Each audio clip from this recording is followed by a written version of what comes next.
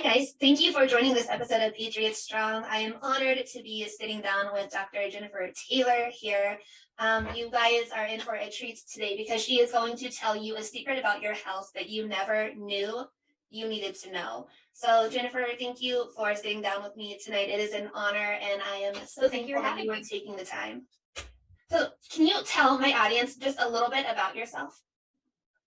Well, my name is Dr. Jennifer Taylor. I am a upper cervical specialist in Plano, Texas, which is just north of Dallas. And I mainly treat patients that are suffering from things like vertigo, dizziness, migraines, headaches, and the plethora of issues that come with that: neck pain, back pain, low back pain, all of the lovely maladies that come with all that. Before we get into like where you studied and how you studied, why is this something that you were so interested in? Did you suffer from anything, or anybody close in your family suffer from anything that you personally saw, progress or success from, that made you kind of want to dive into this area of study? Well, myself. Oh, okay. Yeah, when I was typically migraines, they start in adolescence, especially in young girls. It's really interesting when those hormones start coming on.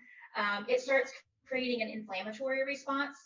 So if there is something that's going on in this upper cervical area that could cause some of those things to actually, be much more prevalent in women, migraines is the big thing. I actually had 2 to 3 migraines a week, to where they would basically, I would come home to school in such pain that I would have to close my doors, turn the lights off, no sound, nothing. I was nauseous. It was really terrible. And it wasn't until, and so I suffered for about 5 years from that. And it wasn't until I was about 18 years old. I graduated from high school, and I told my dad that I wanted to take some time off from school. And he says, okay, well, if you take some time off, you're actually going to get a full-time job. So I really wasn't into retail or anything like that. I wanted a set schedule and become a creature of habit. So I found an office job at a chiropractic office, and well, the rest is history. And from there on, my migraines ceased, and I had basically a new lease on life. And over the next 6 years, I worked with chiropractors and several different types of chiropractors. And I found my love with upper cervical when I was working with Dr. Barb Patzer in Austin, Texas. So that was probably my biggest lead into becoming a chiropractor.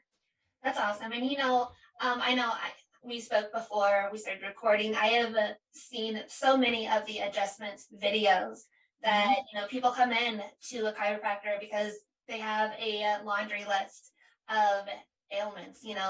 Yeah. Tightness in their shoulders to whatever it may be. But the adjustment videos are mesmerizing, and I can watch them literally for hours. I And know. the difference, like the before and after, and to be the reason that somebody is completely almost healed from their chronic pain that they've been suffering from for years and years with simply an adjustment must be like such a rewarding and fulfilling feeling. Yeah, well, it never gets old when, especially the adjustment. That first upper cervical are like, really, is that it? And I said, in my line of work, we're looking at being as precise and specific as possible. Right. We're not looking to see, how many cracks pops we can get. We want to make sure, especially when we're working in the upper cervical region, which is C0, which is the base of the skull, C1, which is the atlas, that's what we adjust, and then C2, which is part of that whole complex. We call it the craniocervical junction. And think of that as kind of like the gateway from your brain to the rest of your body, or the master breaker of your nervous system. It's pretty amazing how much goes on in that area. I mean, that area controls all your breathing, controls all your heart function, and it also controls all your postural muscles. So some of the first neurological signs we can find that the atlas is out of alignment is we can have a patient lay face up. Their ankles are off the end of the table, and we do a gentle roll in of the legs, and we can see one leg appear shorter than the other.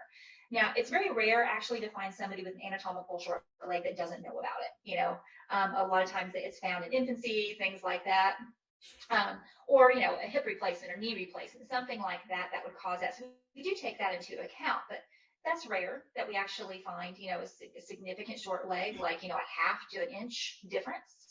And so what happens is when the atlas goes out of alignment, it puts kind of like a tug of war on the brainstem that controls that area of those postural muscles. And when that goes out of alignment, it actually causes a muscle spasm on one side where it rotates the hip and it pulls that leg up, basically a muscle spasm on that whole side of one side of the body. So when we gently and specifically adjust that area, I mean, we're talking like seconds after. We can get that patient right up, that hip comes Right. down, the leg length becomes nice and even. It's pretty miraculous, the changes that people can see and feel after that first alignment.